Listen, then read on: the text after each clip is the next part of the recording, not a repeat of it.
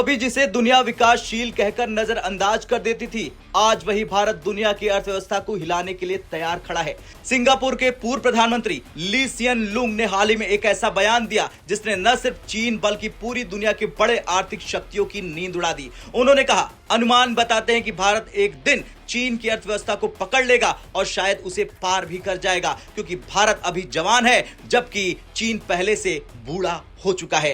अब ये बयान सिर्फ एक आर्थिक विश्लेषण नहीं बल्कि एशिया की भविष्य की एक स्पष्ट तस्वीर है, क्योंकि भले ही आज 18 ट्रिलियन डॉलर की अर्थव्यवस्था चीन हो, लेकिन वहां की जनसंख्या घटने लगी है, काम करने वाली उम्र के लोग कम हो रहे हैं और युवाओं में बेरोजगारी चरम पर है। वहीं दूसरी तरफ भारत आज दुनिया का सबसे युवा देश है, जहां औसत उम्र सिर्फ 28 साल है और अगले 20 साल तक यही भारत की सबसे बड़ी ताकत बनेगी। एक समय था जब चीन दुनिया की फैक्ट्री कहलाता था, लेकिन अब वही फैक्ट्री मंदी, रियल एस्टेट क्राइसिस और डिमांड गिरावट की चपेट में है। चीन के लाखों युवाओं को नौकरी नहीं मिल रही, कई प्रांतों की कंपनियां बंद हो रही और विदेशी निवेशक चीन से पैसा निकालकर भारत की ओर भाग रहे हैं। इधर भारत का ग्रोथ इंजन तेजी से दौड़ रहा। IMF की ताजा रिपोर्ट के मुताबिक भारत अगले साल यानी 2026 तक 5 ट्रिलियन डॉलर इकोनॉमी क्लब में शामिल होने जा रहा और अगर यही रफ्तार रही तो 2037 तक भारत जापान और जर्मनी दोनों को पीछे छोड़ देगा और दुनिया की तीसरी सबसे बड़ी अर्थव्यवस्था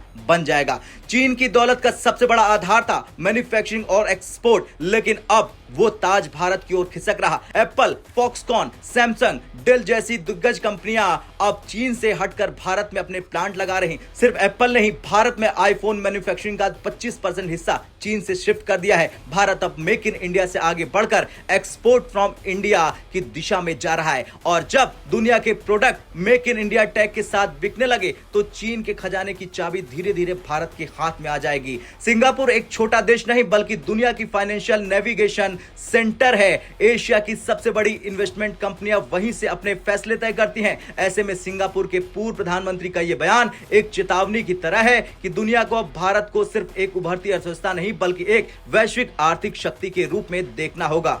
सिंगापुर के पूर्व प्रधानमंत्री ने आगे कहा, भारत का लोकतंत्र, युवा आबादी और डिजिटल क्रांति, उसे रोक पाना अब नामुमकिन है।